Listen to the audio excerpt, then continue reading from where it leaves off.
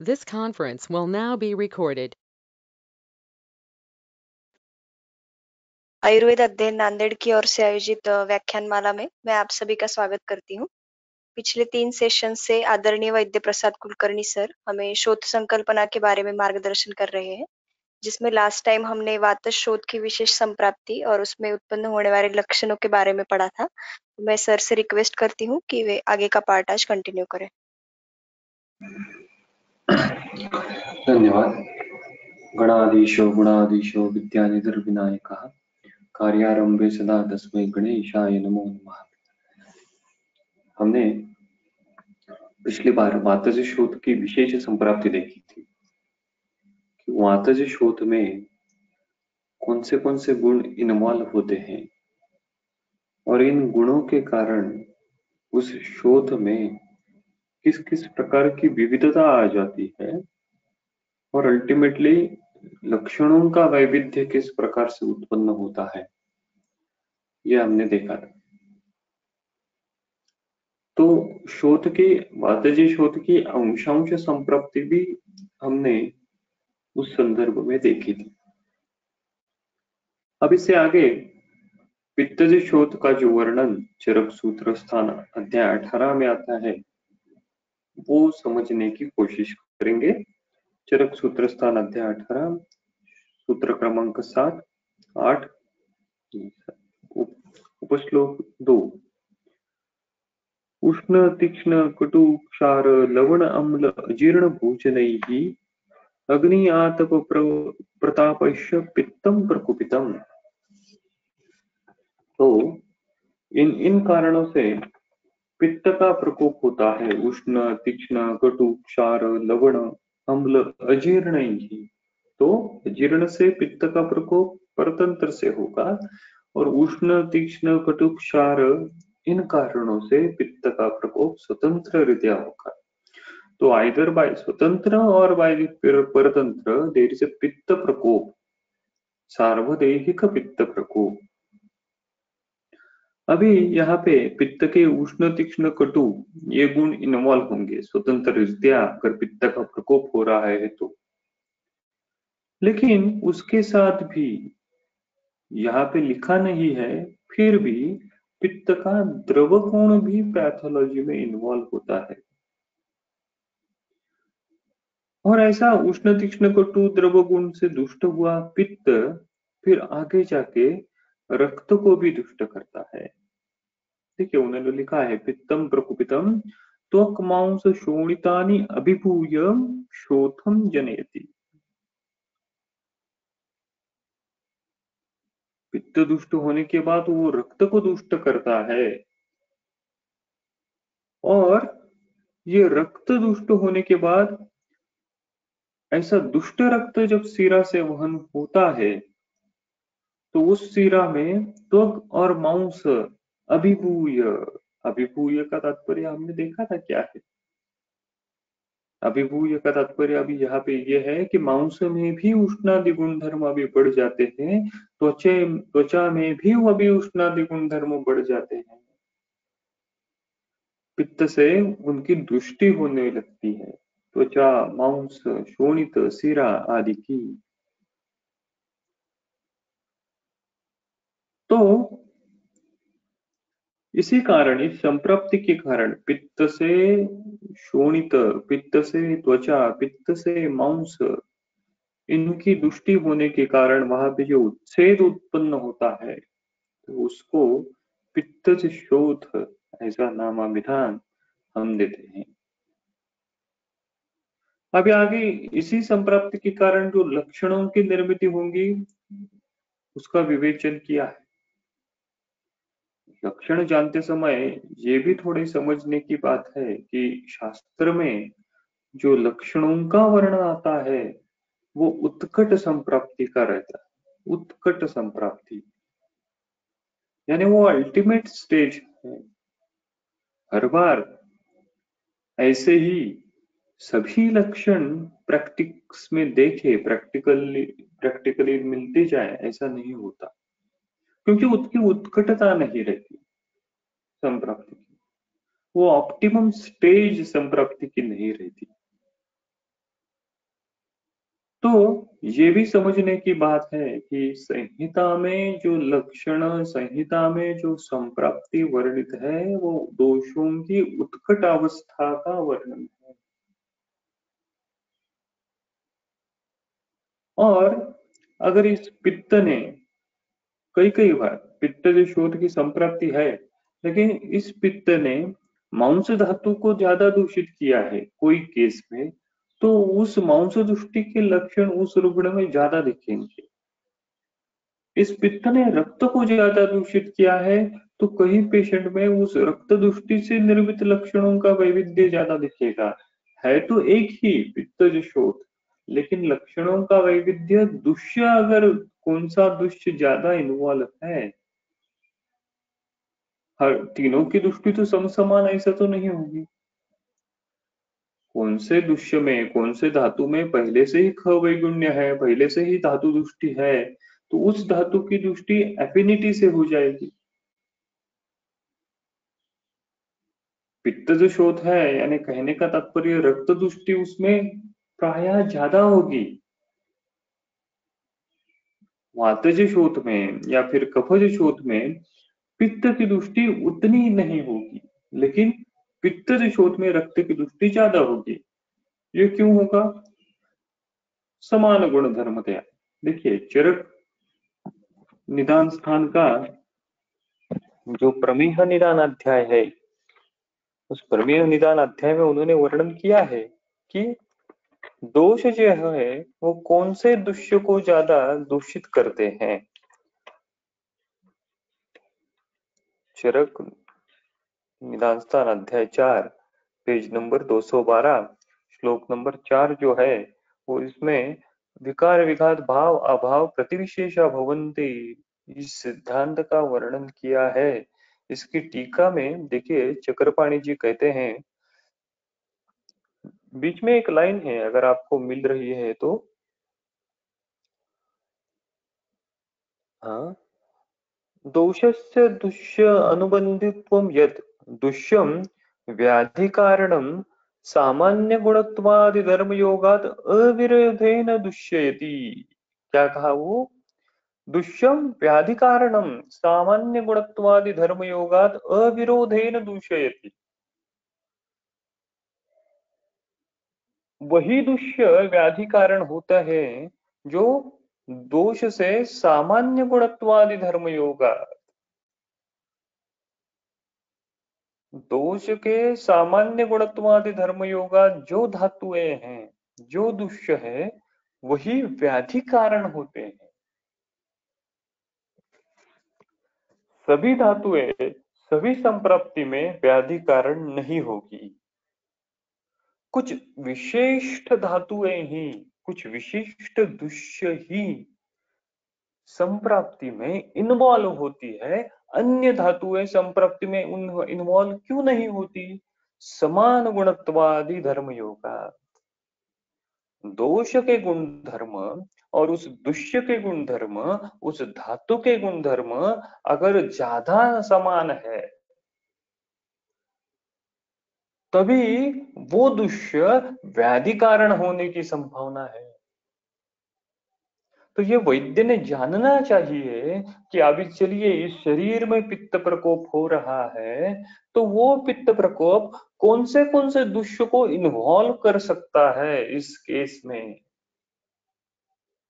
वो रक्त को दुष्ट तो करेगा, लेकिन आगे जाके वो और कौन से दुष्य को इन्वॉल्व कर सकता है, ये अगर हम जान पाए तो उस प्रकार के लक्षणों का प्रेडिक्शन भी हम रुग्ण को अपने बता सकते हैं कि अगर आपने हेतु त्याग नहीं किया तो आगे जाके ये लक्षण आप में निर्माण हो सकते हैं। वही कफ के बारे में, अगर रुग्ण ने हेतु त्याग नहीं किया तो वो आगे जाके कौन से लक्षणों की निर्मिति कर सकता है, ये दुष्यों के इन्वॉल्वमेंट से हम बता सकते हैं। और वो कैसे होगा दृश्य इन्वॉल्व? देखिए उन्होंने लिखा है इसी वाक्य में, सामान्य गुणत्वादि धर्म योगा अविरोधेन। वो दृष्टि किस प्रकार से होती है? अविरोधेन, विदाउट एनी रेजिस्टेंस। पित्त जब रक्त को दूषित करता है, वो दृष्टि अविरोधेन होती है, अविरोधेन। वहां पे कोई निष्प्रत्यनिकत्व आता है, वहां पे कोई रेजिस्टेंस रक्त के द्वारा निर्माण ही नहीं होता, इसलिए वो सर्वथा दृष्टि हो जाती है, सर्वथा दृष्टि। उसी प्रकार कफ मेद धातु को जब दुष्टि करता है, दुष्ट करता है, वो भी सर्वथा दुष्टि हो जाती है, अविरोधेन दुष्टि हो जाती है। तो रक्त पित्त को सर्वथा दुष्ट करता है, लेकिन सॉरी, पित्त रक्त को सर्वथा दुष्ट करता है, लेकिन वही पित्त मेद धातु को अविरोधेन दुष्ट नहीं कर सकेगा, क्योंकि गुण साधर्म्य वहां पे नहीं। वही पित्त मांस को सर्वथा दुष्ट नहीं कर पाएगा, करेगा, उसको ज्यादा रेजिस्टेंस में माउंट रेजिस्टेंस स्टेज में मांस धातु से हो सकता है, क्योंकि मांस के गुणधर्म और पित्त के गुणधर्म अलग है। अगर पित्त सर्वथा बहुत मात्रा में बड़ा है और वही पित्त फिर मांस धातु को दुष्ट करके लक्षणों की निर्मिति आगे जाके करेगा, लेकिन अर्ली संप्राप्ति में, संप्राप्ति की पहली अवस्था में मांस धातु दुष्ट होने की उतनी संभावना नहीं है जितनी रक्त धातु की दृष्टि की है, जितनी सीरा की दृष्टि की है। पित्त इन्वॉल्व है तो रक्त का उपधातु सीरा भी ज्यादा मात्रा में दुष्ट होगा। आगे इसी प्रमेह निदान में वो टीका में कहते हैं, इसी वाक्य से आगे उन्होंने लिखा है, तथा दुष्यस्य च दोषानुबंधित्वम यत्, दुष्य का दोषानुबंधित्व कैसे तय होता है? दोषस्य दूषणं प्रति शिथिलत्व समान गुणत्वादिना अनुकूलेन अवस्थानम।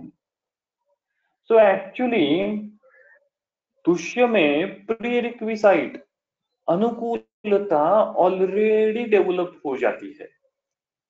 तो हेतु सेवन से क्या होता है? तो हेतु सेवन से एक साथ दोष प्रकोप तो होता ही है, और ultimately at the same time simultaneously उसी दौरान दुष्य में भी खवैगुण्य की निर्मिति हो जाती है, अनुकूलता डेवलप हो जाती है। कफ दोष को मेद के प्रति एफिनिटी क्यों है? क्योंकि मेद में अनुकूलता ऑलरेडी इस्टेब्लिश हो गई है। वो किस प्रकार की है? शिथिलत्वाद समान गुणत्वादिना। मेद धातु में शैथिल्य, आस्या सुखम, स्वप्न सुखम, ददिनी, इन कारणों से निर्माण हुआ है, और प्लस वो मेद के गुणधर्म और कफ के गुणधर्म समान है, इसलिए वहां पे अनुकूलता डेवलप हो गई है। तो उसकी एफिनिटी, कफ की एफिनिटी मेद की तरफ ही ज्यादा जाएगी। हमारे दिमाग में सवाल उठता है ना कि बहुआबद्ध मेदसा, ये जो प्रधान दृश्य है, जैसे बहुद्रव्य श्लेष्मा है, उसी प्रकार मेद भी अबद्ध बन गया है, और ये प्रधान दृश्य होता है। वही क्यों प्रधान दृश्य होगा? शरीर में सप्त धातुओं में से मेद क्यों क्यों दृष्टि ज्यादा होगी? हम प्रमेय जब हम पढ़े थे तब उसके बारे में हमने विवेचन किया था, चिंतन किया था। लेकिन अब इस संदर्भ में देखेंगे कि कौन सा दृश्य ज्यादा इन्वॉल्व होता है, कि जिसमें ऑलरेडी ख वैगुण्य डेवलप है। अभी यहाँ पे उन्होंने शिथिलता लिखी, हर बार शिथिलता नहीं डेवलप होगी, अन्य प्रकार की स्रोत दृष्टि, अन्य प्रकार की धातु दृष्टि वहां पे होगी। शोथ में वहां पे भी क्या हो रहा है? अभी पित्त शोथ में पित्त को अनुकूलता रक्त धातु ज्यादा दे रहा है, तो रक्त की इन्वॉल्वमेंट, सर्वथा दृष्टि, अविरोधेन दृष्टि उस पित्त शोथ में होगी, और उसी कारण लक्षण किस किस प्रकार के निर्माण होंगे वो आगे वो लिखते हैं। स क्षिप्र उत्थान प्रशमो भवति, क्षिप्र उत्थान क्षिप्र प्रशम, हमने वातज शोथ में भी यही लक्षण देखा। क्षिप्र उत्थान, क्षिप्र प्रशम, लक्षणों की निर्मिति भी तुरंत हो जाती है और वो लक्षण प्रशमित भी जल्दी हो जाता है। लेकिन जानने की बात है कि ये लक्षण पूर्व रूप अवस्था में ही ज्यादा दिखता है। अगर हेतु सेवन प्रबल है और वो जो संप्राप्ति है वो पूरी तरह इस्टेब्लिश हो गई है, तो ये लक्षण वहां पे नहीं दिखेंगे। यानी क्या हो रहा है, सामान्य संप्राप्ति में यदा वायु बाह्य शिरः प्राप्य, तो वो बाह्य शिरः प्राप्य ये पहली स्टेज हो गई है। वात प्रकोप पित्त शोथ है, फिर भी वहां पे होने वाला है। लेकिन अभी वो प्रकोपित हुआ वायु उस शिरा के स्थान संचय की जगह पे पित्त के मॉलिक्यूल को जाके वहां पे लॉज कर रहा है। देहे स्रोतम से रिक्तानी पूरयित्वा अनिलो बलि, तो देहे शिराओं से रिक्तानी, और वहां पे पित्त के मॉलिक्यूल को अभी वायु उसका पूर्ण कर रहा है। पित्त के मॉलिक्यूल क्यों पूर्ण करेगा, क्योंकि सार्वदेहिक पित्त वृद्धि हो गई है हेतुओं के कारण। तो पित्त ज्यादा मात्रा में बढ़ा है, इसी कारण वो प्रकोपित हुआ वायु पित्त के मॉलिक्यूल को जाके वो ख वैगुण्य में वहां पे लॉज कर रहा है। हर एक सर्कुलेशन में पित्त का एक एक मॉलिक्यूल जाके उस ख वैगुण्य में अवरोध उत्पन्न कर रहा है, और उसी कारण तैहि मध्य मार्ग उस पित्त से, उस रक्त से दूषित हुआ अवरोध उत्पन्न होता है इस वायु के गति को, और पित्तावृत वायु जैसे अवस्था उत्पन्न हो जाती है। और उस पित्तावृत वायु जैसे आवरण को वायु जो है वो उस मार्ग से हटाने की कोशिश करता है, खुद की अव्याहत गति स्टेब्लिश करने की प्रयास करता है, और उस प्रयास में जो उच्छेद उत्पन्न होता है वो पित्त से शोथ है। और इस पैथोलॉजिकल इवेंट के कारण शरीर पे जो लक्षण निर्माण होते हैं, लक्षण क्यों निर्माण होंगे, लक्षण तो हम उस हिसाब से देखें तो वो तो बाय प्रोडक्ट्स है, इस केमिकल रिएक्शन की वो बाय प्रोडक्ट्स है। मेन इवेंट क्या हो रहा है, मेन इवेंट संप्राप्ति है। तो लक्षणों की चिकित्सा श्रेष्ठ क्यों नहीं मानी गई है, क्योंकि वो तो बाय प्रोडक्ट की चिकित्सा है। अल्टीमेटली हमारा एम क्या होना चाहिए, वो संप्राप्ति विघटन करना, वो एम होना चाहिए। तो देखिए क्षिप्र उत्तान क्षिप्र प्रशम भूति कृष्ण पीत नील ताम्राभास उष्णो मृदु कपिल ताम्र रोमा।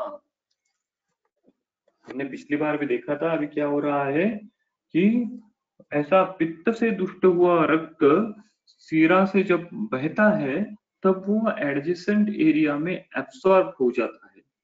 अभी ये रक्त जो है वो उष्णाभितप्त है, तीक्ष्णाभितप्त है, द्रव उसमें बड़ा है। तो ऐसे गुणों से बड़ा हुआ वो पित्त रक्त में जब मिश्रित हो जाता है तब वो उस एडजेसेंट एरिया में एब्सॉर्ब होने के बाद त्वक वैवर्ण्य उत्पन्न हो जाता है। देखिए यही जो संप्राप्ति है कि पित्त दुष्टि होना और उसने रक्त को दुष्ट करना, यही एक संप्राप्ति की स्टेज रक्त पित्त में भी मिलती है। रक्त पित्त में यही होता है कि अपने कारणों से दूषित हुआ पित्त रक्त में मिश्रित हो जाता है। लेकिन वहां पे संप्राप्ति वैविध्य कब आ जाता है फिर आगे, वो अभी दूषित रक्त जो है वो सार्वदेहिक उसका सर्कुलेशन हो जाता है, और हर एक आप्य महाभूत प्रधान धातुओं से वहां धातु धातु प्रसिद्धते, ये संप्राप्ति वहां पे हो जाती है कि हर एक धातुओं का स्वेदन होके फिर वो आप महाभूत रक्त धातु में मिश्रित हो जाता है, और उससे फिर रक्त पित्त की संप्राप्ति हो जाती है। यहाँ पे वो स्टेज नहीं है, यहाँ पे दूषित हुआ पित्त रक्त में मिश्रित हो जाता है, और वो शिराओं से जब बहने लगता है तो शिराओं का जो स्थान वैगुण्य है तो उस जगह पे उच्छेद निर्माण होना, ये लक्षण वहां पे निर्माण होता है। और इसी कारण जो उच्छेद की ऊपर की जो त्वचा है वहां पे कृष्ण पीत नील ताम्र ऐसा वैवर्ण्य उत्पन्न हो जाता है। आगे वो कहते हैं उष्यते, दूयते, धुप्यते, उष्मायते, स्विद्यते, क्लिद्यते। तो उच्छेद के ऊपर की जो त्वचा है, उच्छेद के ऊपर का जो भाग है, वहां पे उष्यते, हाँ, वहां पे दाह होने लगता है। दूयते, ताप, धुप्यते, उष्मायते, धुप्यते धूमायन ऐसा लगता है, या फिर उष्मायते, उष्यते भी लिखा है उन्होंने और उष्मायते भी लिखा है। देखिए उष्मायते यानी पार्श्व भाग में दाह होना। चरक चिकित्सा स्थान का जो 13 अध्याय है, उदर चिकित्सा, वहां पे वो निकालिए।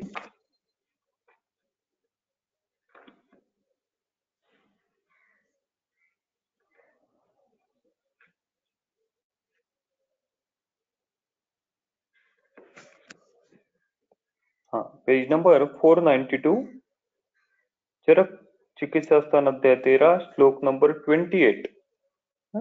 अभी इसमें पित्तज उदर में भी देखिए, दह्यते, दूयते, धुप्यते, उष्मायते, स्विद्यते, क्लिद्यते, मृदु स्पर्शम क्षिप्रपाकम च भवति। यही लक्षण तो पित्त शोथ में है, तो लक्षणों का सादर में है। अभी इसमें उष्मायते की टीका देखिए, उष्मायते नीचे से तीसरी लाइन जो है, उष्मायते इति पार्श्वस्थेनेव भन्निना दह्यते। पार्श्व में आग से जलने जैसी पीड़ा होना, इसको उन्होंने उष्मायते ऐसा कहा है। आगे वो कहते हैं न च स्पर्शम उष्णम, न च स्पर्शम सुषूयत।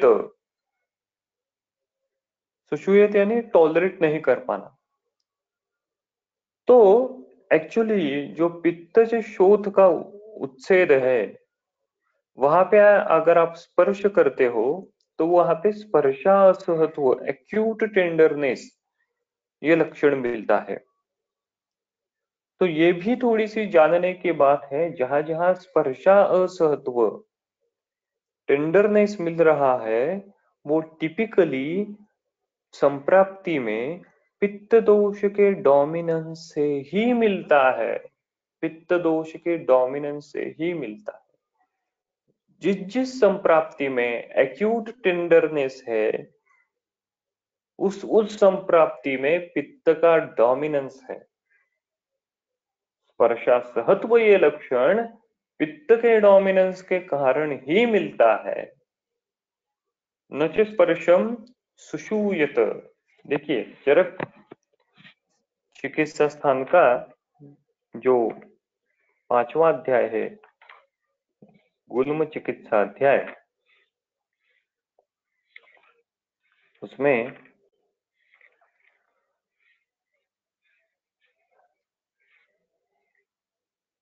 पेज नंबर 436, श्लोक नंबर 13, पित्तज गुल्म के लक्षणों का वर्णन यहाँ पे किया है।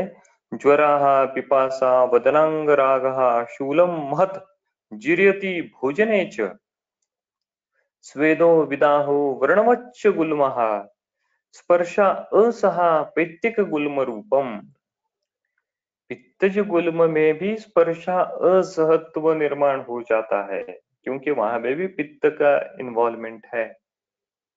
और गुल्म क्या है हम आगे देखेंगे। गुल्म भी महास्त्रोतस में उत्पन्न होने वाला शोथ ही है। गुल्म भी पित्त, अभी ये जो पित्तज गुल्म है वो भी पित्तज शोथ है, जो महास्त्रोतस में निर्माण हो जाता है। तो उसकी चिकित्सा भी वैसी ही है। तो जहां जहां संप्राप्ति में स्पर्शा सहत्व दिखेगा, एक्यूट टेंडरनेस दिखेगा, तो वो सभी संप्राप्तियां पित्त शोथ की, या फिर हम ऐसा कहें कि पित्त की डोमिनेंस की हम कह सकते हैं। तो इस एक लक्षण से हमको संप्राप्ति में इन्वॉल्व दोष समझ में आते हैं। जैसे प्रैक्टिकली हमारे पास रुग्ण कई कई बार आते हैं ना, वो आइटिस के, अपेंडिसाइटिस, हिपेटाइटिस, या फिर डिओडिनाइटिस, पेनक्राटाइटिस, ये सब जो आइटिस है, इन आइटिस में भी क्या रहता है, एक्यूट टेंडरनेस रहता है। वो ब्रॉड स्पेक्ट्रम हम किसमें ले सकते हैं, पित्तज गुल्म की संप्राप्ति में हम ये सभी पैथोलॉजी ले सकते हैं। पित्त इन्वॉल्व है, पित्त डोमिनेंस है उस संप्राप्ति में। न च स्पर्शम उष्णम च सुषुयेति पित्त शोतः। अभी इस पित्त शोत के संदर्भ में चिकित्सा स्थान में भी कुछ अलग वर्णन मिलता है, वो देखेंगे। चरक चिकित्सा स्थान का जो 12वां अध्याय है उसमें श्लोक नंबर 13 जो है उसमें अभी पित्त शोथ का वर्णन आ रहा है। मृदु सबंधो असीत पीत रागवन। मृदु मृदु रहेगा क्योंकि पित्त की इन्वॉल्वमेंट है, इसलिए वहां पे मृदु रहेगा। सगंधो, गंध टिपिकली कई कई बार उस पित्त शोथ में गंध आएगा, विस्त्र गंधी रहता है ना रक्त, तो उसकी दृष्टि अगर ज्यादा हो गई तो वहां पे सगंधो। असीत पीत रागवान, असीत यानी क्या, शीत यानी श्वेत, असीत यानी कृष्ण वर्णत्व वहां पे प्राप्त हो जाता है। पीत रागवान भ्रम ज्वर स्वेद तृषा मदान्विता। तो अभी ये जो ब्रह्मज्वर लक्षण है वो सार्वदेहिक पित्त प्रकोप के लक्षण वहां पे निर्माण हो जाते हैं। पेशेंट को शोध भी है लेकिन उसके साथ पेशेंट भ्रम प्रचीति, गिडिनेस या फिर अंग संताप, ऐसे लक्षण उस पेशेंट में निर्माण हो सकते हैं।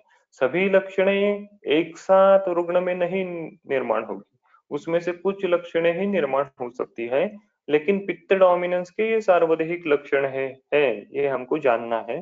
भ्रम ज्वर स्वेद, पित्त का जो नानात्मक विकारों का वर्णन चरक सूत्रस्थान 20 में अध्याय में आता है, वहां पे अतिस्वेद ये लक्षण है। अतिस्वेद ये पित्त प्रकोप का लक्षण है। तृष मदान्विता। आगे वो कहते हैं यह उष्यते स्पर्श रुक अक्षराख कुछ सपित्त शोत भृषदाह पाकवान। यहाँ पे उन्होंने और एक एक्स्ट्रा लक्षण लिखा है, भृषदाह भृषपाक। पित्तज शोथ में बहुत जल्दी ही उसका पाक हो जाता है, वहां पे पस फॉर्मेशन बहुत जल्दी हो जाता है। और अगर ऐसा पस फॉर्मेशन हो रहा है तो वहां पे दाह ये लक्षण भी भृशम बहुत मात्रा में होता है। तो भृषदाह भृषपाक, तो अगर शोथ का रुग्ण आपके पास आ जाता है और उसमें भृषदाह हो रहा है तो वो भी लक्षण हमको पित्त डोमिनेंस का है ऐसे समझना चाहिए। कई बार देखिए अगर वो पित्तज शोथ की संदर्भ में रुग्ण आते हैं, वो एक रुग्ण ऐसा ही था कि जिसको रिकरेंट एब्सेस निर्मित हो रही थी, तो उस रिकरेंट एब्सेस में क्या होता है, विद्रदी फॉर्मेशन में क्या हो रहा था, वहां पे वृषदाह और वृषपाक ये लक्षण वहां पे मिल रहा था। तो अगर वो वृषदाह वृषपाक उसमें जो पस फॉर्मेशन है वो बहुत जल्दी जल्दी हो रहा था, ऐसे केस में वो पित्त शोथ है ऐसा समझकर उस विद्रदी की चिकित्सा भी शोथ जैसी वहां पे करनी पड़ती है। और वहीं पे अगर आप चिकित्सा उस प्रकार से करते हो तो वहां पे संप्रप्ति विघटन होके उपशय मिल जाता है। लेकिन इसीलिए लक्षणों का अभ्यास क्यों करना, लक्षणों का अभ्यास इसीलिए करना कि उस लक्षणों से जो अनुबंधी दोष है वो हम जान सकते हैं। तो उस लक्षणों का रैशनल, ऐसे ही लक्षण क्यों निर्माण होते हैं, इसका लॉजिक वैद्य को समझ में आना चाहिए। तो अभी इसी पित्त शोथ के संदर्भ में वाग्भटाचार्य जी ने निदान स्थान का जो 13वां अध्याय है, 13 अध्याय, तो उसमें जो 33 नंबर का जो श्लोक है, तो उसमें उन्होंने पित्त शोथ का वर्णन किया है। अगर आगे आप वो श्लोक पढ़िए, पित्त रक्त असीता भाषा पित्त पित्ता दाता ताम्र रोमकृत शीघ्रानुसार प्रशमो मध्य प्राग जायते तनु शत्रुदाह ज्वर स्वेद क्लेद मदभ्रमा शीताभिलाषी विडभेदी गंधी स्पर्शा असहो मृदु। हाँ? तो भागवताचार्य जी ने एक प्रीडोमिनेंस पित्तज शोथ की साइड बताई है। वो कौन सा है? मध्य प्राग जायते, वो मध्य शरीर में ज्यादा मात्रा में होता है। तो पित्तज शोथ प्रीडोमिनेंटली कहाँ पे होता है? मध्य शरीर में। एक्चुअली ये जो है मध्य शरीर में होना, ये भी बात चरकाचार्य जी से ली है। चरकाचार्य जी ने आगे बताया है कि वो जो पित्तज शोथ जो है वो मध्य शरीर में ज्यादा होता है। देखिए चरक सूत्र स्थान का जो 18वां अध्याय है उसी में भी आगे जाके श्लोक नंबर 11 और 12 है, उसमें इसका वर्णन मिलता है। यहाँ पिपासा ज्वरार्तस्य दूयते अथ विदय्यते स्विद्यते क्लिद्यते गंधी सपैत्तः श्वयतु स्मृतः या पीत नेत्र वक्त्रत्वक पूर्वं मध्यात् प्रशूयते तनुत्वक च अतिसारी च पित्तशोथः स उच्यते। तो यहाँ पे उन्होंने फिर से एक बार पित्तशोथ का वर्णन करते हुए कहा पिपासा ज्वर आर्तस्य। तो ये सार्वदेहिक पित्त प्रकोप से वहां पे पिपासा और ज्वर, इससे रुग्ण पीड़ित हो जाता है। यहाँ दूयते अथवा विदय्यते, वहां पे दहन जैसी लक्षणों की निर्मिति हो जाती है और विधेयते, उसका विदाह, उस साइट का विदाह होने लगता है। और उसी कारण स्पिद्यति क्लिद्यते गंधी स श्वयतु पैत्ताः स्मृताः। और यह पीत नेत्रत्वक वक्त्रत्वक पूर्वम मध्यात् प्रशूयते। देखिए यहाँ पे भी उन्होंने टिपिकली कहा पूर्वम मध्यात् प्रशूयते, तो इसका कुछ अलग सिग्निफिकेंस है। ये वातज शोथ की टिपिकल साइट उन्होंने नहीं ली, पित्तज शोथ कफज शोथ की टिपिकल साइट उन्होंने नहीं ली, लेकिन पित्तज शोथ का जब वर्णन आता है पूर्वम मध्यात् प्रशूयते, और यही लक्षण जो है, यही वर्णन जो है जो वाग्भटाचार्य ने जी ने फिर से लिखा है, हाँ? मध्य प्राग जायते। तो अगर दो दो आचार्य इसके बारे में कह रहे हैं तो इसका सिग्निफिकेंस तो है, इसका क्लिनिकल यूटिलिटी तो है कि पूर्वम मध्यात् प्रशूयते। पित्तज शोथ जो है वो प्रीडोमिनेंटली महास्त्रोतस में डेवलप होता है। ऐसा कहने का तात्पर्य नहीं कि वो अन्य जगह निर्माण नहीं होगा, हो सकता है। हमने अभी विद्रोधी का उदाहरण देखा, वहीं पे भी अगर प्यूटरिफिकेशन वृषपाक हो रहा है तो आपको पित्तज शोथ समझ के ही वहां पे चिकित्सा करनी है, ये अलग है। लेकिन उसका प्रीडोमिनेंस, उसका आविष्कृततम भाव मोस्टली महास्त्रोतस में अभिव्यक्त हो जाता है। यानी कहने का तात्पर्य यह है कि जो पित्तज गुल्म है, गुल्म यानी महास्त्रोतस में होने वाला शोथ, हम पित्तज शोथ की बात कर रहे हैं, यानी पित्तज गुल्म ज्यादा डेवलप होगा, ऐसा वो हमको सूचित कर रहे हैं।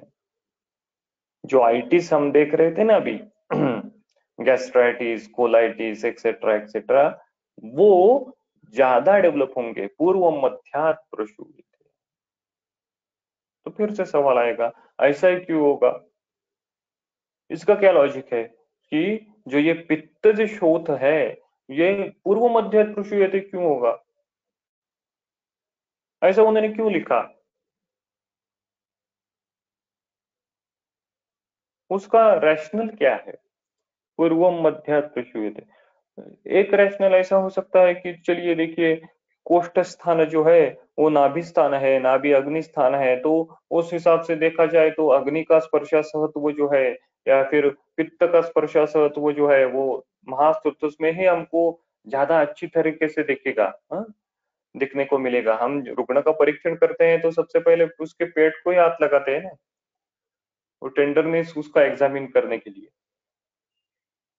तो जो पित्तज शोथ का स्पर्शासत्व जो लक्षण है वो मोस्टली महास्त्रोतस में ज्यादा दिखता है। और उस पित्त की यानी और इससे हम अनुमान ये लगा सकते हैं कि जो महास्त्रोतस में जो अभ्यंतर शिराएं हैं, उस महास्त्रोतस की अभ्यंतर शिरा में प्रकुपित वायु पित्त दोष का संचय ज्यादा मात्रा में करता है और इसी कारण उस महास्त्रोतस में पित्त शोथ की निर्मिति होती है। आगे वो कहते हैं, देखिए, तनुत्वक्च अतिसारी च पित्त शोथः स उच्यते। अभी यहाँ पे और एक लक्षण उन्होंने ऐड कर दिया। हाँ, देखिए, हर एक लक्षण के ऊपर थोड़ा सा चिंतन करना चाहिए। तनुत्वक, हाँ, वो तो ठीक है, वो पित्त के इन्वॉल्वमेंट के कारण वहां पे डेवलप होगा। अतिसारी जो अतिसार, ये लक्षण उन्होंने यहाँ पे क्यों लिखा भाई? इसी लक्षण को वाक्पटाचार्य जी ने विडभेदी ऐसा कहा, विडभेद वहां पे होगा। यहाँ पे वो कहते हैं अतिसारी, यानी ये लक्षण प्रिडोमिनेंटली पित्त शोथ में डेवलप होता ही है। अतिसारी जो, यानी देखिए, उस लक्षण के निर्मिति पीछे की जो प्रक्रिया है वो जानने की हम कोशिश करेंगे। आप सबसे पहले क्या कह रहे हो कि ये पित्तज शोथ कहाँ पे होता है? पूर्वम मध्यात् प्रसूयते। महास्त्रोतस में पित्त दोष की संचिति होके जो उच्छेद निर्माण होता है उसको हम पित्तज शोथ कहेंगे। और इसका तात्पर्य है कि अभी महास्त्रोतस में उष्ण तीक्ष्ण गुणधर्म और उसके साथ साथ द्रव गुणधर्म भी बड़ा है। यानी अगर पित्त का द्रव गुणधर्म बहुत ज्यादा मात्रा में महास्त्रोतस में बड़ा है तो वो पुरुष में भी द्रवत्व उत्पन्न करके अतिसार की निर्मिति करेगा। तो कौन से पित्तज शोथ में अतिसार ये लक्षण दिखेगा? ऐसे ही पित्तज शोथ में अतिसार ये लक्षण दिखेगा जिसमें पित्त द्रव गुण से बड़ा है। या फिर ऐसा आप कहें कि अगर अतिसार पित्त शोथ में दिख रहा है तो कहने का तात्पर्य है कि पित्त जो है वो अपने द्रव गुण से ज्यादा बड़ा है। उष्ण और तीक्ष्ण गुण से विडभेद होगा क्या? कई बार हो सकता है विडभेद, लेकिन अतिसार इस्टेब्लिश होने के लिए एक दो बार विडभेद हो सकता है, लेकिन अतिसार ये परसिस्टेंट रहने के लिए वहां पे द्रव गुण की इन्वॉल्वमेंट संप्राप्ति में होना ये भी जरूरी है। देखिए, चरक चिकित्सा स्थान का जो 19वां अध्याय है अतिसार चिकित्सा, उसमें उन्होंने इसका वर्णन किया है। चरक चिकित्सा स्थान अध्याय 19।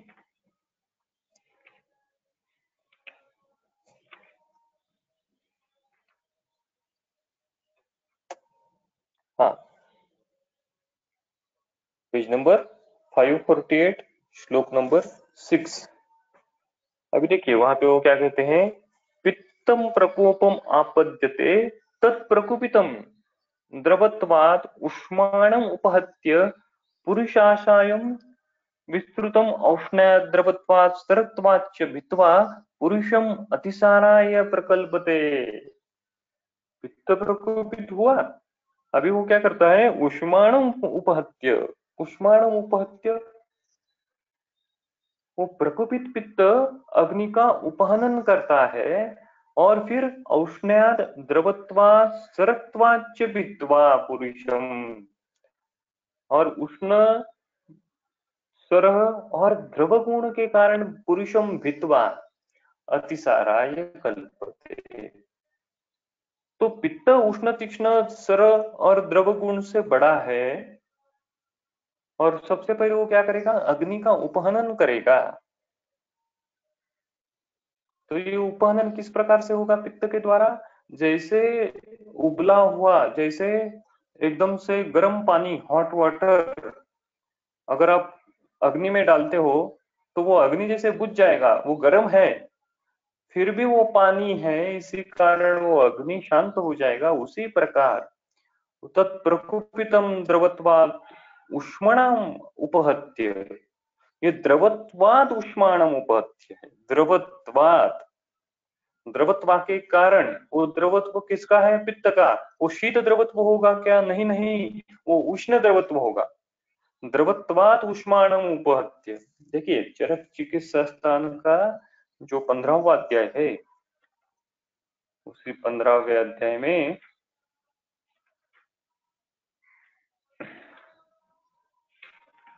उन्होंने इसका वर्णन किया है। चरक चिकित्सा स्थान अध्याय 15,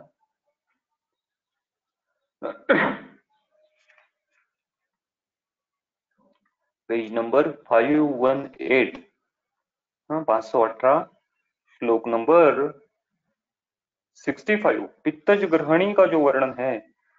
कटु अजीर्ण विदाही अम्ल क्षाराद्य पित्तम उल्बणम अग्निम आप्लावयंती हंति जलम तप्तम इवानलम।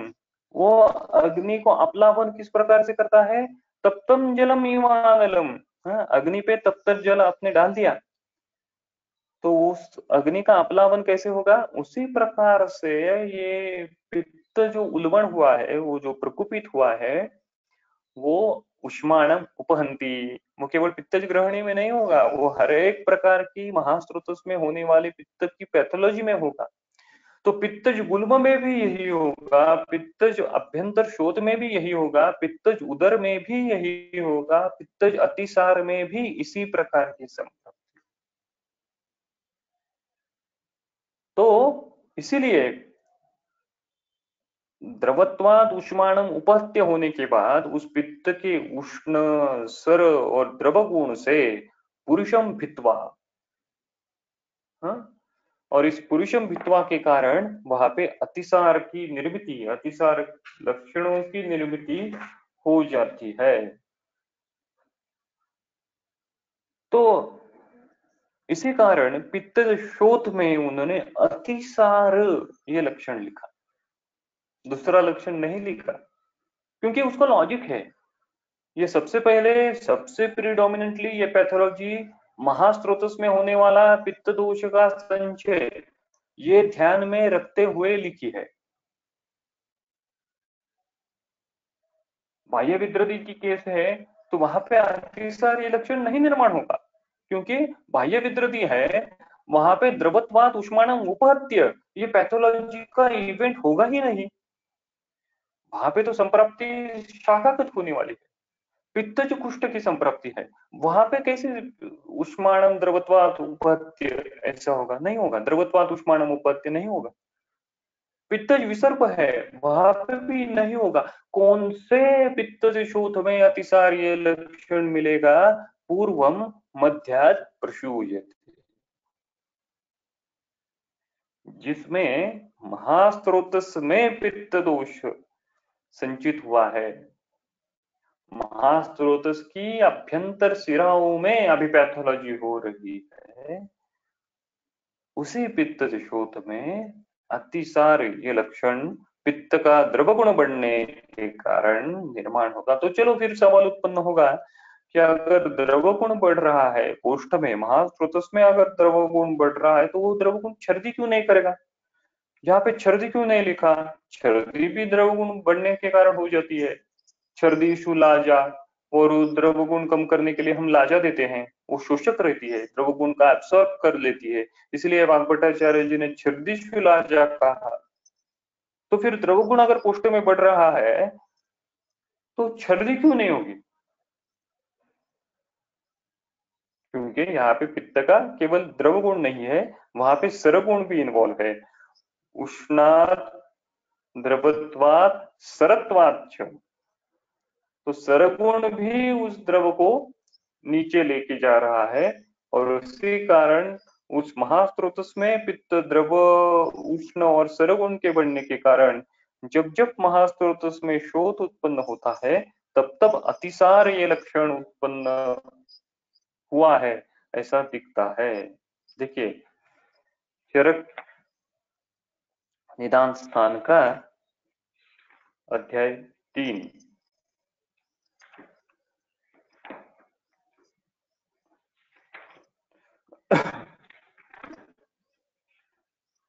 श्लोक नंबर 9 जो है, पित्तज गुल्म के वर्णन, उसमें देखिए, स्पर्शा असहो अल्परोमाश्य भवति, यहाँ भी स्पर्शा असत्व आ गया। ज्वर भ्रम धवतु पिपासा गलतालु मुख शोष प्रमोह विड़भेदांचेनम उपद्रवंती। वहां पे विड़भेद ऐसा उपद्रव हो जाता है, कहाँ पे? पित्तज गुल्म में। वो क्यों होगा? क्योंकि पूर्वो मध्य प्रसूयति। अब ये महास्रोतस में पैथोलॉजी हो रही है, इसी कारण वो होगा। आगे चिकित्सा स्थान का जो 13वां अध्याय है उदर, उसमें भी देखिए जो हमने अभी श्लोक देखा था पित्तज उदर का, उसमें भी वो कहते हैं दाह ज्वर तृष्णा मूर्छाम अतिसार भ्रमाः। पैथोलॉजी कौन सी है? पित्तज उदर की है। कहाँ पे हो रही है? महास्रोतस में हो रही है। महास्रोतस में पित्त आ रहा है तो क्या होगा? दाह ज्वर तृष्णा मूर्छा अतिसार, अतिसार निर्माण होगा। आगे देखिए, अभी जो हमने श्लोक देखा था चरक चिकित्सा स्थान का 15वां अध्याय, उसमें श्लोक नंबर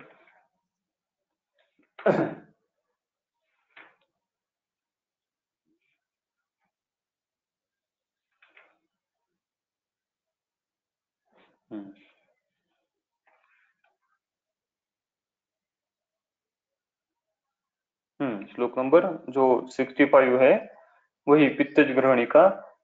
कटु अजीर्ण विदाही अम्ल क्षाराद्य पित्तम उल्बड़म अग्निम अप्लावयन्ति हन्ति जलम तप्त इव अनलम सो अजीर्णम नील पीताभम पीताभा सार्यते द्रवम, सार्यते द्रवम, पीताभा सार्यते द्रवम। ऐसा क्यों होगा? उसी कारण होगा, उष्माणम द्रवत्वात् हन्ति और उष्णात् उष्णत्वात् सरत्वात् द्रवत्वाच्च पुरुषम भित्वा। इसी कारण जब जब महास्रोतस में पित्त दोष बढ़ेगा तब तब अतिसार ये लक्षण निर्माण होने की संभावना ज्यादा रहेगी।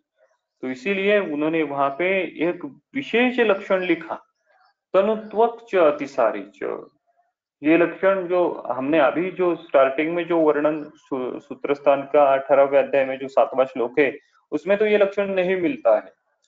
इसलिए एक ही विषय को हर एक एंगल से देखना चाहिए, एक ही विषय को भिन्न भिन्न संहिता के परिप्रेक्ष्य में देखना चाहिए, एक ही विषय को अन्य अन्य स्थान में जो विषय के बारे में जो जो वर्णन आया है उस वर्ण विषय को संकलित करके देखना चाहिए, तभी उस विषय का एक स्वरूप, एक उसका फ्रेमवर्क अपने सामने पूर्ण रीत्या वो डेवलप हो सकता है। नहीं तो क्या होगा? नहीं तो हमको उस लक्षणों का रैशनल ही समझ में नहीं आएगा। चलो ये अतिसार क्यों डेवलप होता है, नहीं समझ में आएगा। स्पर्शासत्व क्यों डेवलप होता है, नहीं समझ में आएगा। तो इस प्रकार से उन्होंने ये पित्तज शोथ का वर्णन इस पैथोलॉजी में किया है। आगे जो है वो कफज शोथ का वर्णन उन्होंने किया है। देखिए सूत्र क्रमांक 7, उसमें से जो उपश्लोक है तीसरा, गुरु मधुर शीत स्निग्धैहि अति स्वप्न अव्यायामाधिविश्व श्लेष्माः प्रकोपिताः। तो अपने स्वतंत्र और परतंत्र कारणों से श्लेष्मा प्रकोपित हो जाता है। मैं बार बार स्वतंत्र और परतंत्र कारणों का उल्लेख कर रहा हूं क्योंकि दोष प्रकोप दो कारणों से होता है। हेतुएं निकालते समय इसमें से स्वतंत्र को हेतुएं कौन से हैं और परतंत्र हेतुएं कौन से हैं ये जानना बहुत जरूरी है। गुरु मधुर शीत स्निग्धैहि, तो इसमें श्लेष्म के गुरु शीत स्निग्ध इत्यादि गुण इन्वॉल्व हो जाते हैं। और श्लेष्मः प्रकुपिताः त्वक् मांस शोणितादीनि अभिभूय शोथम जनयति। अभी यहाँ पे देखिए कि वो श्लेष्मा प्रकोपित होके वो त्वक मांस शोणितादीनि अभिभूय। तो श्लेष्मा का प्रकोप हो गया। सबसे पहले क्या हो गया? सबसे पहले यदा वायु बाह्य शिरः प्राप्य, ये सामान्य संप्राप्ति के इवेंट हो गया। वो वात प्रकोप हो गया, वो प्रकोपित हुआ वायु, वो जो शिरागत स्थान संश्रय है, उस स्थान संश्रय की जगह पे अभी कफ के मॉलिक्यूल को लेके जाके वहां पे वो बैठा रहा है, उसका लॉजिंग कर रहा है। तो इसी प्रकार जब वो लॉजिंग, वो जब वो कफ के मॉलिक्यूल का पूर्ण तरह हो जाता है, तब वहां पे कफज उच्छेद निर्माण हो जाता है। तो हमने जब जैसा अभी देखा कि ये जो कफ के गुणधर्म है और इन्वॉल्व होने वाले दुष्य जो है उनके गुणधर्म है, उसमें थोड़ा सा वैधर्म्य है। कफ और रक्त समान गुणधर्मी नहीं है। तो रक्त अविरोधेन दूषयति, ऐसा भाव वहां पे नहीं होगा। तो जो पित्तज शोथ है उसमें कफ दुष्टि, कफज रक्त दुष्टि के लक्षण ज्यादा दिखने की संभावना नहीं। वो दिखेंगे आगे जाके, जब कफ बहुत मात्रा में प्रकोपित होगा, ज्यादा मात्रा में दूषित होगा, तो वहां पे कफज रक्त दुष्टि के लक्षण भी दिख सकते हैं। लेकिन संप्राप्ति के अर्ली स्टेज में रक्त धातु रेजिस्टेंट डेवलप करेगा कफ से दुष्ट होने के। उसी प्रकार शिराएं हैं, लेकिन ज्यादा इन्वॉल्व या अनुकूलता अविरोधेन दूषयति, कौन सा धातु यहाँ पे दिखाएगा? मांस धातु। तो जो ये कफज शोथ है, इस कफज शोथ में पैथोलॉजी के अर्ली स्टेज में अनुकूलता अविरोधेन दूषयति, ये भाव दुष्य संग्रह में से मांस धातु ज्यादा दिखा सकता है। सो उस मांस की एफिनिटी है कफ के प्रति, वो साक्षात स्नेह मेद जैसा नहीं है, कम स्नेह है, लेकिन फिर भी कंपैरेटिवली रक्त से और सीरा से उसमें स्नेह ज्यादा है। इसी कारण वो कफ भी उस समान गुणधर्मी मांस धातु को सबसे पहले ज्यादा मात्रा में दूषित करेगा, और वो दूषित करके उसके लक्षण वहां पे निर्माण हो जाएंगे। तो कहने का तात्पर्य ये कि कफ धातु मेद को दुष्ट कर रहा है, सॉरी मांस को दुष्ट कर रहा है। तो मांस प्रदोषज कफ दुष्टि के जो जो लक्षण है उच्छेद स्वरूप, वो लक्षण कफज शोथ के अंतर्भूत करके हमको समझने चाहिए। हा? तो देखिए अब यहाँ पे लक्षण कौन से निर्माण होते हैं। मांस शोणितादीनि अभिभूय शोथम जनयति स कृच्छ उत्थान कृच्छ प्रशमो भवति। नेचुरली कफ की इन्वॉल्वमेंट है तो उसका कृच्छ उत्थान और कृच्छ प्रशम होगा। हा? तो उसको दबाने के बाद वो पूरा अपने पोजीशन में आने के लिए समय लेगा। यानी वो पिटिंग इडिमा टाइप ये लक्षण वहां पे निर्माण हो सकता है, वो कफ के मंद गुण के कारण। और पांडु श्वेता वो भासो गुरु स्निग्धा लक्षणा स्थिरा स्थान्य शुक्लाग्र रोमहा। ऊपर की त्वचा जो है तो इस प्रकार से वो दिखने लगती है, लेकिन वो कब दिखेगी? जब कफज रक्त दृष्टि होगी तब दिखेगी। और कफज रक्त दृष्टि होने के लिए कफ सर्वतः अत्यधिक मात्रा में दुष्ट होना चाहिए। स्पर्शो उष्ण सहज चेति श्लेष्म शोतः। तो इसी प्रकार श्लेष्म शोथ का वर्णन आता है। इसी का वर्णन चिकित्सा स्थान के 12वें अध्याय में भी उन्होंने किया है, वो भी एक बार देखेंगे। चरक चिकित्सा स्थान का जो 12वां अध्याय है, हाँ पेज नंबर 484 श्लोक नंबर 14। गुरु स्थिर पांडु अरोचकान्विता, स्थिर है। देखिए स्थिर है, ये भी स्थिर है। तो हमने जो सामान्य संप्राप्ति हम देख रहे थे तो उसमें वाग्भटाचार्य जी का शोध के प्रति जो पर्याय आया है निश्चला, संहता, संहता यदि निश्चला, ऐसा अरुण दत्त कहते हैं, वो इस कफज शोध को ज्यादा लागू होता है, क्योंकि वो गुरु है, स्थिर है। उस कफ के कारण उसको जो मूर्तत्व आया है वो अभी स्थिर है। पीड़ का, ग्रंथि, ये स्थिर स्वरूप है। तो शरीर के बाह्य स्वरूप में या फिर अभ्यंतर स्वरूप में, अभ्यंतर सिराओं में जो ग्रंथि स्वरूप दोष संचिति है, जो उच्छेद है, वो भी शोथ है, कफज शोथ है। पॉलिसिस्टिक ओवारियन डिसीज कफज शोथ है, और अन्य प्रकार की सिस्ट डेवलप होना कफज शोथ है। गुरु है, स्थिर है। पांडु अरोचकान्विता प्रसेक निद्रा वमी वन्यमान्त्य कृत। तो सार्वदेहिक कफ प्रकोप से ये लक्षण निर्माण होंगे। सकृष्य जन्मो प्रशमो, अभी इस कृष्य जन्म प्रशमो की टीका देखिए। कृष्य जन्म प्रशम इति चिरोत्पत्ति विनाशः, उसकी निर्मित भी बहुत टाइम से होती है, उसको टाइम लेता है संप्राप्ति स्टेब्लिश होने को, और लक्षणों की अभिव्यक्ति होने को भी कंपैरेटिवली वात और पित्त से ज्यादा टाइम उसमें लगता है। और उसका विनाश, उस लक्षणों का उपशय होने में भी समय लगता है। क्यों समय लगता है?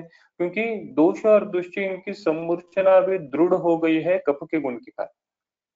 कफ दृढ़ मूल है, तो वो अगर मांस की इन्वॉल्वमेंट कर रहा है तो मांस उस संप्राप्ति को बेच देगा, और मांस में एफिनिट हुए, मांस में समूर्छित हुए कफ को दूर करना, उस दोष दुष्ट समूर्छना का विघटन करना, ये ज्यादा थोड़ा सा क्लिष्ट हो जाएगा, वो टाइम लेने वाला है, टाइम कंज्यूमिंग है। इसलिए वहां पे कृच्छ विनाश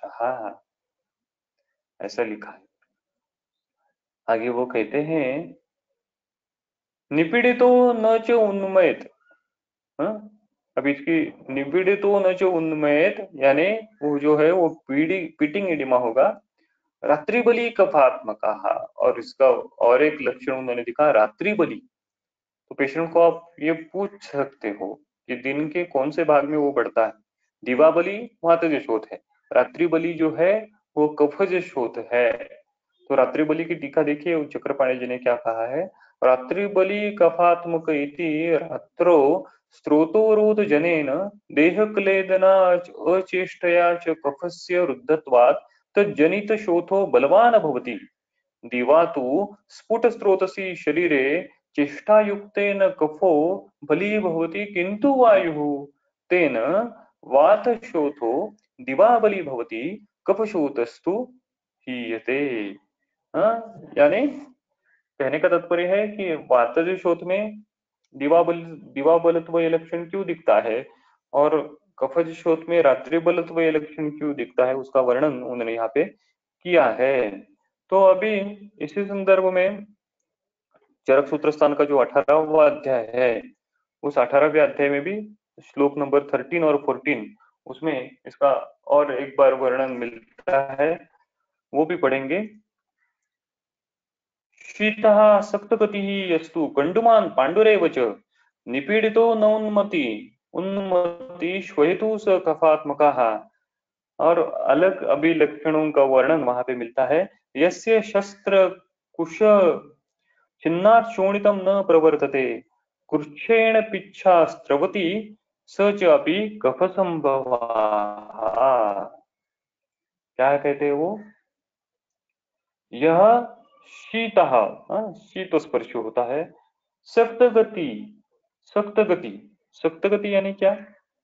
देखिए टीका, सप्तगति ही अविसारी, यानी वो विसर्पण उसमें ज्यादा नहीं होता, वो ज्यादा फैलता नहीं है, उसमें स्प्रेडिंग ज्यादा नहीं होता, अविसारी ऐसा वो होता है। तो यह शीतः सप्तगति कंडुमान, कफ के इन्वॉल्वमेंट के कारण वहां पे कंडू, ये भी लक्षण दिख सकता है। पांडु एवच निपीड़ितो न उन्मति, हाँ, दबाने के बाद वो जल्दी उसका उन्नमन नहीं होता। स श्वेतु कफात्मक, तो ऐसा कफात्मक श्वेतु है। इसी संदर्भ में उन्होंने और एक लक्षण वहां पे दिखा है, ऐड किया है। वो देखिए वो क्या कहते हैं, यस्य शस्त्र कुश छिन्नात् शोणितम न प्रवर्तते कृच्छेण पिच्छास्त्रवती स चापि कफ संभवाः। क्या कहा उन्होंने, ऐसा जो कफज शोथ है, हालांकि ये वर्णन बाह्य कफज शोथ को लागू है, अभ्यंतर कफज शोथ को नहीं। तो बाह्य कफज शोथ जो है उसमें अगर आप शस्त्र कुश इससे छिन्न करोगे उसको, तो शोणितम न प्रवर्तते, रक्त प्रवृत्ति जल्दी नहीं होगी, होती ही नहीं, ऐसा कहते शोणितम न प्रवर्तते। उसको आपने एक्सरसाइज किया, उसको आपने छेड़ा शस्त्र से, तो शोणितम न प्रवर्तते, और क्या होता है फिर, कृच्छेण पिच्छास्त्रवती, और बहुत प्रयास से उससे क्या होता है फिर, पिच्छास्त्राव होने लगता है। इसी प्रकार का वर्णन कफज शोथ में है, और वो कफ संभवा।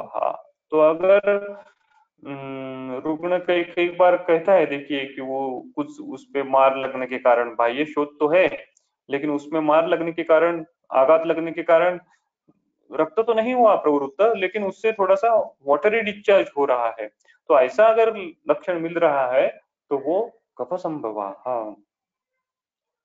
तो ये कफज शोथ का वर्णन है। यह अलग लक्षण यहाँ पे उन्होंने दिया कि यस्य शस्त्र कुश छिन्नात् शोणितम न प्रवर्तते कृच्छेण पिच्छास्त्रवती। तो इसी प्रकार का लक्षण देखिए वाग्भटाचार्य जी ने निदान स्थान में 13वें अध्याय में किया है, श्लोक नंबर 35।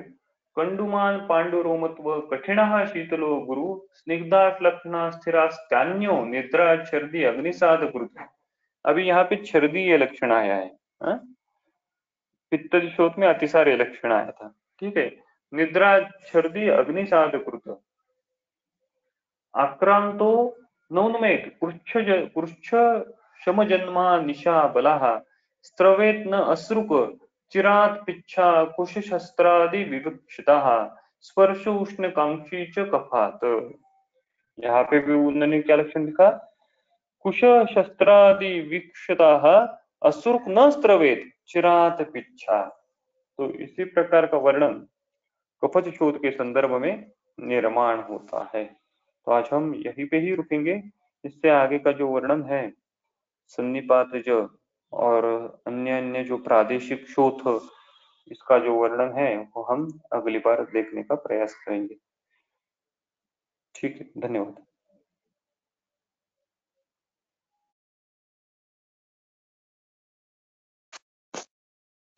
Thank you sir.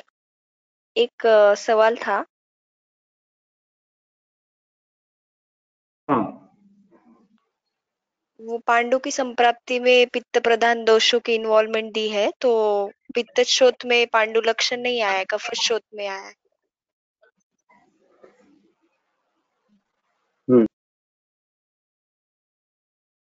दोषः पित्त प्रधानस्तु यस्य कुप्यन्ते धातुषु, ऐसा अगर संप्राप्ति में इन्वॉल्वमेंट है, लेकिन फिर भी वहां पे जो लक्षण है पांडुत्व, ये लक्षण जो है वो लक्षण पित्तज शोथ में नहीं आते हुए वो कफज शोथ में क्यों आता है। तो ये जो पांडु संप्राप्ति में जो दोषा पित्त प्रधानस्तु ये लक्षण जो है वो लक्षण पांडु ये संप्राप्ति का है। वहां पे पांडु ये संप्राप्ति का वर्णन है, और वहां पे पित्त प्रधान दोष पांडुत्व की निर्मिति करते हैं। यहाँ पे जहां अन्य जगह पे पांडु ये लक्षण मिलता है, वहां पे वो पांडु की कार्डिनल संप्राप्ति वहां पे नहीं अपेक्षित, वहां पे त्वक वैवर्ण्य जनित संप्राप्ति अपेक्षित होना कारणीभूत है। हर बार उस पित्त प्रधान दोष शैथिल्य उत्पन्न करके पांडुत्व अन्य व्याधियों में नहीं निर्माण होंगे, वो तो एसोसिएटेड लक्षण का निर्माण। तो अगर एसोसिएटेड सिम्टम निर्माण होने हैं त्वक वैवर्ण्य आदि, यहाँ पे पांडुत्व का तात्पर्य है पांडुत्व, श्वेतावभासता। तो श्वेतावभासता ये लक्षण अगर लेना है तो वो पित्त की तुलना में कफज में ज्यादा मात्रा में निर्माण होने की संभावना है, इसी कारण वो लक्षण वहां पे आया। जो चरक चिकित्सा स्थान का पांडु संप्राप्ति अध्याय है, पांडु चिकित्सा अध्याय है, उसमें से जो संप्राप्ति अगर होनी है तो वो उपद्रव स्वरूप पित्त शोथ में ही होगी। दोषा पित्त प्रधान धातु। लेकिन अगर सार्वदेहिक कफ प्रकोप हुआ है और उस कफ प्रकोप के कारण कौन से लक्षणों की निर्मिति अभिव्यक्त हो सकती है, इसका अगर चिंतन करना है, इसका अगर सर्वे करना है, इसका अगर वहन करना है, तो वहां पे हर बार हर लक्षण ज्वर ये लक्षण दिखता है, तो क्या वो ज्वर ये लक्षण हर बार संसृष्टा सन्निपतिता पृथक वा कुपिता मला ये संप्राप्ति लेके निर्माण होगा कि नहीं होगा? वो स्थानिक लक्षणों की निर्मिति अलग प्रकार से होती है। हम अभी क्या समझने की कोशिश कर रहे हैं कि शोथ ये मेन संप्राप्ति और उस शोथ मेन संप्राप्ति के कारण निर्माण हुए अन्य लक्षण associated symptoms, these are the byproducts of main reaction. So ये पांडुत्व is also the byproduct of main reaction. It is not a pandu that is quoted, it is not as like a pandu that is quoted दोषा पित्त प्रधानस्तु। तो ये त्वक वैवर्ण्य श्वेतावभासता ये अर्थ यहाँ पे उस पांडुत्व से ज्यादा अभिप्रेत है, न कि धातुओं के शैथिल्य से उत्पन्न होने वाला पांडु। तो श्वेतावभासता यह अर्थ अगर लेना है तो वो कफज पांडु में ज्यादा रैशनल हो सकता है, न कि पित्तज पांडु में। ठीक है।